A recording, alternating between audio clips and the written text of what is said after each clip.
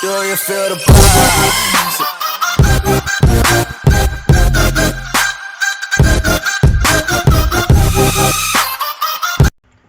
Hey there everybody, Dragon Slayer here, and today we'll be doing another Scratch tutorial. In this Scratch tutorial, I'll be talking about another set of blocks.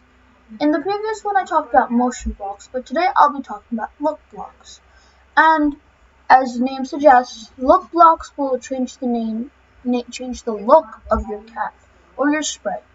So your first four blocks are say, think, say, and think, right? So your first is a say and think without any time on it, which means that it will just say it and it just keeps on saying it until you make it do something else, and then it changes. While the say hello and the think only keep it up for 2 seconds and then it disappears. And then see it goes away. And the text inside of here can be whatever you want. And actually, you could actually make this also other numbers. You could make it say numbers. Because of this circular thing, if you remember from the previous video, X position, if I said say X position for 2 seconds, it will tell me the X position is 0. So that's another useful hint for when you're trying to say something. And the difference between say and think is whether it has a speech bubble or a thought bubble. So those are the first four blocks. Then we have the costume and costume blocks. So we have switch costume to and the next costume.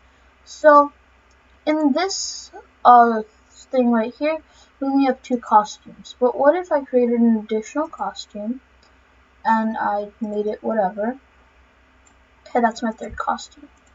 So the first thing I can do is say next costume, which would just do this. It would just go in order of the costumes, and what costumes would do is either if you liked your sprite to change its look for certain things, or sometimes people even use the costumes to make different levels, and the level is a sprite. And another thing that some people do for costumes is animations, because if I removed this costume and I was clicking the next costume, you could see that it's walking.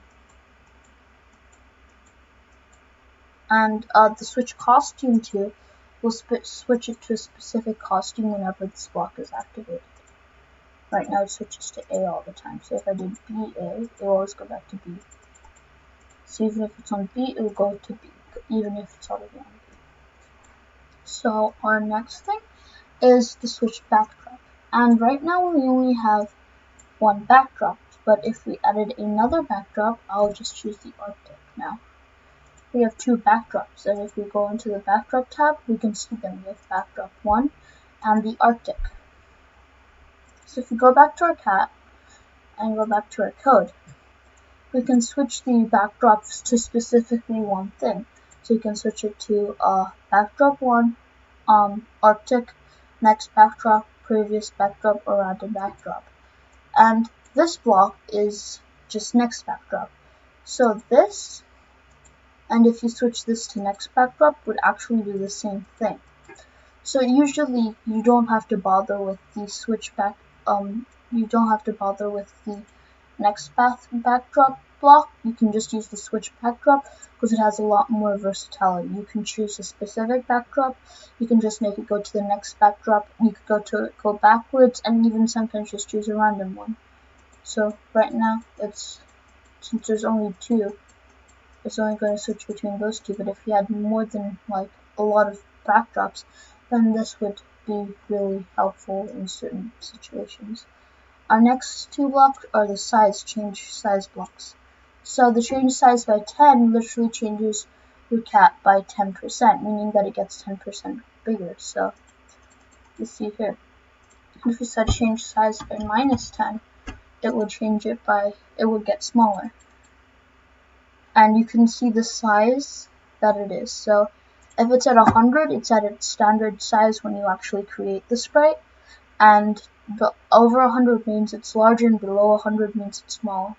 And then the set size too could reset the size, or like sometimes what I do is that I make a sprite that's really small, because what I like to do is instead of going like this and this when I'm using bitmap, right, what I could do is I could zoom in enough that these grids is what's going to help me do stuff. So they help me making pixel art, and then what that does is that like now if I see this, right, I might actually want this to be really big. If I had excluded the cat, I might have wanted this to be really big, and if I did want that, then I could just change the size instead of having to select the entire thing and then make it bigger, which sometimes messes up your art. So instead, I could just say set the size to 300. Now it'll be 3 times bigger, and you can see that better. You just undo that though. There, this looks better now, and set the size back to 100. Okay, going back to the code. So that's what these two blocks are for. Then we have our graphic effect blocks. So this is just a reset of your graphic effects, which would be useful if you had a lot going on.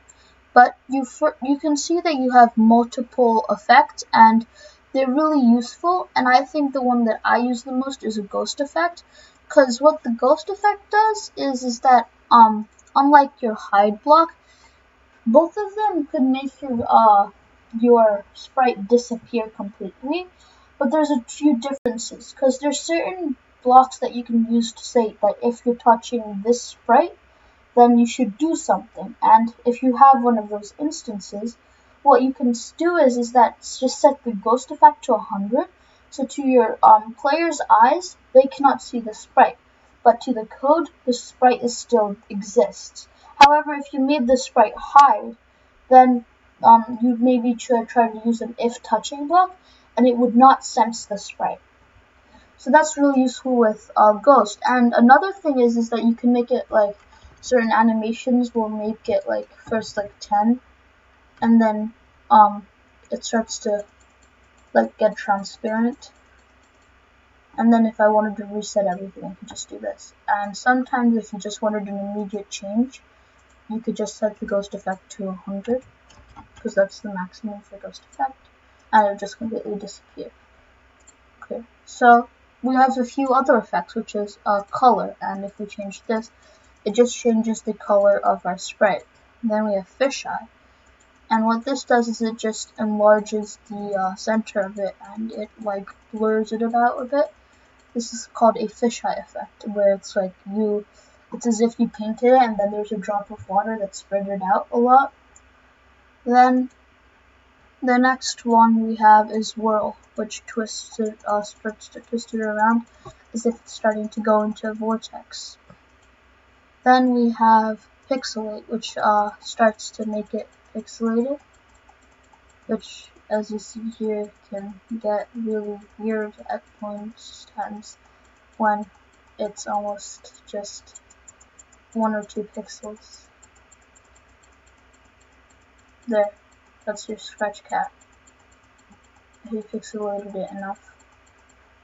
This is now my scratch cat. So that's another thing. Then we also have mosaic, which, as you can see, just multiplies it. Now it's a repeat of itself.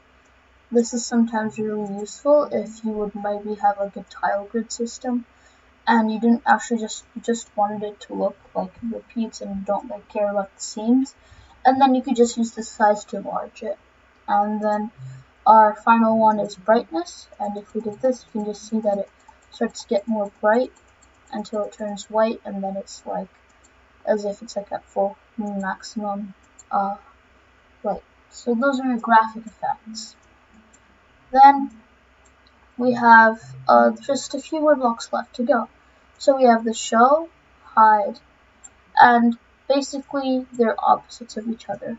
When you use the hide block, it makes the sprite disappear, and it won't be sensed by any of your other blocks.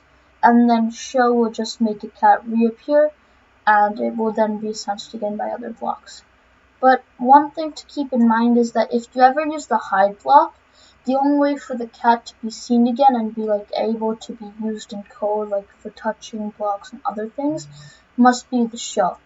Meaning that you cannot counteract hide without show, and similarly you can only take away showing with hiding if you want it to stop being sensed. However, Ghost Effect will just make it seem as if it disappears, but it's still there, as it's just an effect and you can just change that. It's just for your eyes. Well, the show and hide actually change up like what your code senses. Our next two blocks would be the layer blocks, and the best way to show this is if I created a layer. So let me just make like a rectangle. So we have this rectangle right here, and if we go back to our code for the cat, we see that our cat is behind this rectangle. However, we do not see this cat. What we could do is say go to the front layer. Now this cat is above the rectangle, but if we click on the rectangle again, it will go back. So we can say go to the front layer. We can also say to go to the back layer. So instead of telling the cat to go to the front layer, we could also tell this to where is it? If I give this to there, why isn't it going? We could also make this go to the back layer, and then make the cat be visible. And then the go forward or backward one layers is if you had multiple sprites that are on top of each other, and you wanted certain sprites to be seen and certain sprites to go on top of others. And then our final three blocks are again like variables, and you can click the check boxes on the left to see the value. So the costume number, backdrop number, and cat size. So for this you can actually change it to name too, and if you did that, the name is cat B, and then if you change this to name, it's Arctic, and if you change this, it's just lowers the size. So you might be able to use costume name for when you are doing when you are like making your cat say something like I am, and then it might say costume name, and then backdrops might be like we are in, and then it says the backdrop.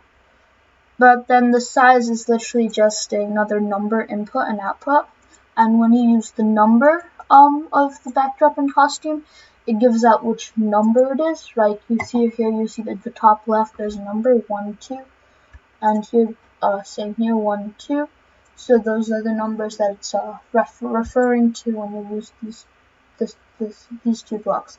And then size refers to this number or the size of the cat, and all three of those give out number output, which could be used in other pieces of code.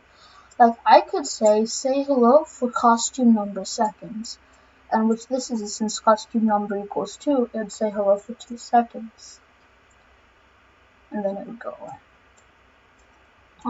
Hope you enjoyed this lesson.